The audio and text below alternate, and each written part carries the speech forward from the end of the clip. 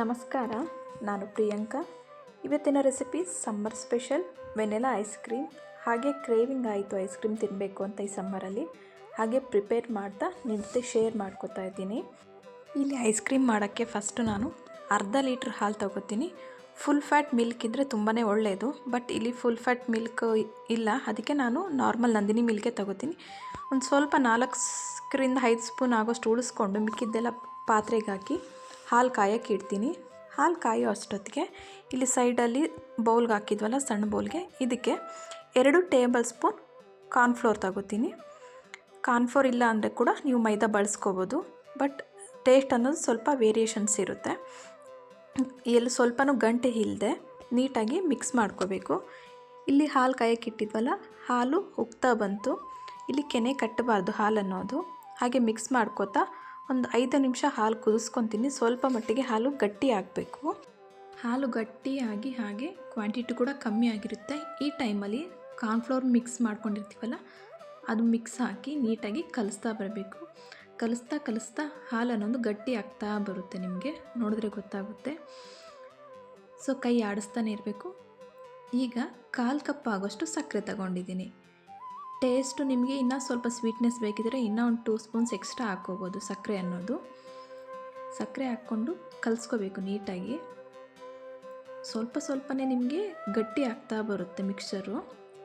ನೋಡಿ, ಕಾಣ್ತಿದೆ ಅನ್ಕೋತೀನಿ.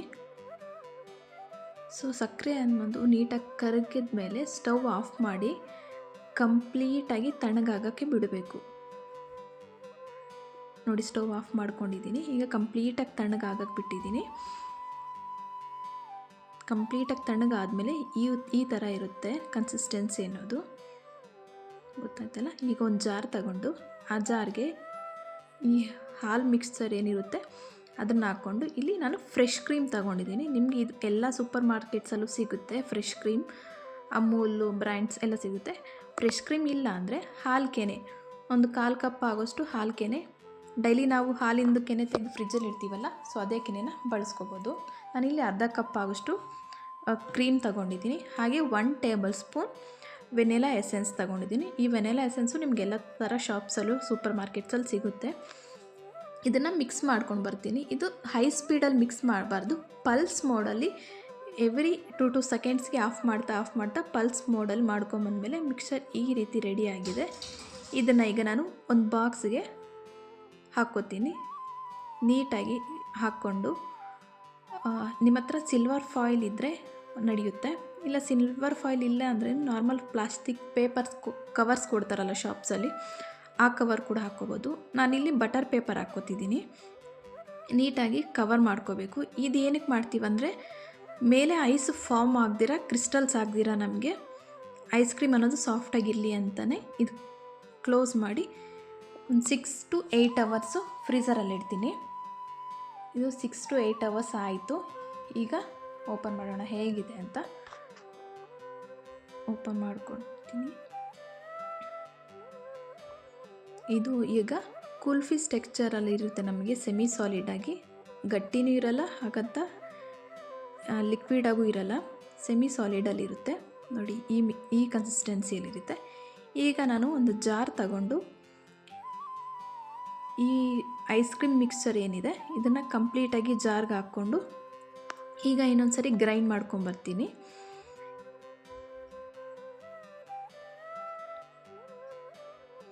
ನೋಡಿ, ಗ್ರೈಂಡ್ ಮಾಡ್ಕೊಂಬಂದಮೇಲೆ ಈ ರೀತಿ ಇದೆ. ನಮಗೆ ದೋಸೆ ಇಡ್ಲಿ ಬ್ಯಾಟರ್ಸ್ ಇರುತ್ತಲ್ವ, ಆ ಕನ್ಸಿಸ್ಟೆನ್ಸಿಯಲ್ಲಿದೆ. ಈಗ ಇದು ರೆಡಿ ಆಗಿದೆ. ಆಗಲೇ ಹಾಕ್ಕೊಂಡಿದ್ವಲ್ಲ ಬಾಕ್ಸ್, ಅದೇ ಬಾಕ್ಸ್ಗೆ ಈಗ ನಾನು ಮತ್ತೆ ಫಿಲ್ ಮಾಡ್ಕೋತೀನಿ. ಆ ಬಾಕ್ಸ್ ಎಷ್ಟು ಬೇಕೋ ಅಷ್ಟು ಫಿಲ್ ಮಾಡಿಕೊಂಡು ಈಗ ನಾನು ಕವರ್ ಹಾಕ್ಕೋತೀನಿ. ಮಾಮೂಲಿ ನಮಗೇನಾದರೂ ತರಕಾರಿ ಗ್ರಾಸರೀಸ್ ತಂದರೆ ಕೊಡ್ತಾರಲ್ಲ, ಅದು ಸೇಮ್ ಅದೇ ಕವರ್ನ ಹಾಕ್ಕೊಂಡು ನೀಟಾಗಿ ಕ್ಯಾಪ್ ಕ್ಲೋಸ್ ಮಾಡಿ ಓವರ್ ನೈಟ್ ಆದರೂ ಬಿಡ್ಬೋದು, ಇಲ್ಲ 10 to 12 ಅವರ್ಸ್ ಆದರೂ ಬಿಡಲೇಬೇಕು. ಸಮ್ಮರ್ ಆಗಿರೋದ್ರಿಂದ ಸ್ವಲ್ಪ ಲೇಟ್ ಆಗುತ್ತೆ, ಅದಕ್ಕೆ ಓವರ್ ನೈಟ್ ಬಿಟ್ಟರೆ ನಮಗೆ ನೀಟಾಗಿ ಸೆಟ್ ಆಗಿರುತ್ತೆ ಐಸ್ ಕ್ರೀಮ್ ಅನ್ನೋದು. ಇದು ಓವರ್ ನೈಟ್ ಬಿಡ್ತೀನಿ ನಾನು. ನೆಕ್ಸ್ಟ್ ಡೇ ಹೇಗಾಗಿರುತ್ತೆ ನೋಡೋಣ. ಇದು ಓವರ್ ನೈಟ್ ಬಿಟ್ಟಿದ್ದೆ. ಈಗ ಐಸ್ ಕ್ರೀಮ್ ಅನ್ನೋದು ನಮಗೆ ಹೇಗೆ ರೆಡಿ ಆಗಿದೆ ನೋಡೋಣ.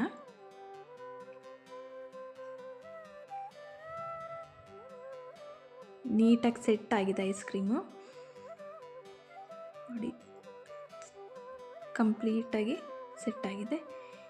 ನನ್ನ ಹತ್ರ ಈಗ ಐಸ್ ಕ್ರೀಮ್ ಸ್ಕೂಪ್ ಇಲ್ಲ, ಅದಕ್ಕೆ ನಾರ್ಮಲ್ ಸೌಟು ಸಾಂಬಾರಿಗೆ ಬಳಸ್ತೀವಲ್ಲ, ಸೊ ಅದೇ ಸೌಟಲ್ಲಿ ನಾನು ತೆಗಿತಾ ಇದ್ದೀನಿ. ಇಲ್ಲಿ ಶೇಪು ಬರಲ್ಲ ಈ ಸೌಟಿಂದ, ಬಟ್ ಟೇಸ್ಟ್ ಮಾತ್ರ ಯಾವುದೇ ಕಾಂಪ್ರಮೈಸ್ ಆಗೋಷ್ಟಿಲ್ಲ. ಸೊ ಇದರಲ್ಲೇ ನಾನು ತೆಗಿತಾ ಇದ್ದೀನಿ. ಬರುತ್ತೆ ಈಸಿಯಾಗಿ ನಿಮಗೆ ಐಸ್ ಕ್ರೀಮ್ ಬರುತ್ತೆ. ಸೊ ಬರಲಿಲ್ಲ ಅಂದರೆ ಒಂದ್ಸರಿ ನೀರಲ್ಲಿ ಡಿಪ್ ಮಾಡಿಕೊಂಡ್ರೆ ಐಸ್ ಕ್ರೀಮ್ ಅನ್ನೋದು ಈಸಿಯಾಗಿ ಬರುತ್ತೆ. ತುಂಬಾ ಟೇಸ್ಟಿಯಾಗಿದೆ, ಯಾವುದೇ ಥರ ಕಾಂಪ್ರಮೈಸ್ ಆಗೋಷ್ಟಿರಲ್ಲ. ಹೊರಗಡೆ ನಾವು ಏನು ದುಡ್ಡು ಕೊಡ್ತಾ ಇರ್ತೀವಲ್ಲ ಅದೇ ಐಸ್ ಕ್ರೀಮ್ ಥರ ಇದೆ. ತುಂಬಾ ಇಷ್ಟ ಆಯಿತು ಟೇಸ್ಟು. ಒಂದ್ಸರಿ ಟ್ರೈ ಮಾಡಿ ಹೇಗಿದೆ ಅಂತ ಕಾಮೆಂಟ್ ಮಾಡಿ. ಇಲ್ಲಿ ಅರ್ಧ ಲೀಟ್ರ್ ಹಾಲಿಗೆ 1 ಬಾಕ್ಸ್ ಆಗೋಷ್ಟು ನನಗೆ ಐಸ್ ಕ್ರೀಮ್ ಆಗಿದೆ. ಈಗ ಸಮ್ಮರ್ ಆಗಿರೋದ್ರಿಂದ ಮಕ್ಕಳು ಕೂಡ ಮನೆಯಲ್ಲೇ ಇರ್ತಾರೆ. ಇಲ್ಲಿ ಯಾವುದೇ ಪ್ರಿಸರ್ವೇಟಿವ್ಸ್ ಬಳಸದೆ ನಿಮ್ಮ ಕೈಯಾರೆ ಮಕ್ಕಳಿಗೆ ನೀವೇ ಐಸ್ ಕ್ರೀಮ್ ಮಾಡಿಕೊಡ್ಬೋದು. ಮಕ್ಕಳಂತೂ ತುಂಬ ಇಷ್ಟಪಟ್ಟು ತಿಂತಾರೆ. ಹಾಗೆ ಮಾಡೋದು ಕೂಡ ತುಂಬ ಈಸಿ ಅಲ್ವಾ. ಸೊ ಒಂದ್ಸರಿ ಟ್ರೈ ಮಾಡಿ ಮಕ್ಕಳಿಗೆ ಮಾಡಿಕೊಡಿ ಈ ಸಮ್ಮರ್ಗೆ.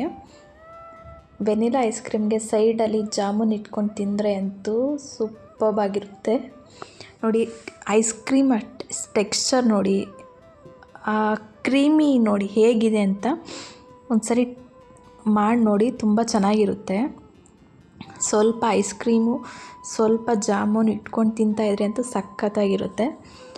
ಸೊ ಈ ರೆಸಿಪಿ ನಿಮ್ಗೆ ಇಷ್ಟ ಆಗಿದೆ ಅನ್ಕೋತೀನಿ. ಇಷ್ಟ ಆದರೆ ಲೈಕ್ ಮಾಡಿ, ಶೇರ್ ಮಾಡಿ, ಹಾಗೆ ಕಾಮೆಂಟ್ ಮಾಡಿ ಅಂತ ಹೇಳ್ತಾ ವಿಡಿಯೋ ನೋಡಿದ್ದಕ್ಕೆ ತುಂಬ ಥ್ಯಾಂಕ್ ಯು ಫಾರ್ ವಾಚಿಂಗ್.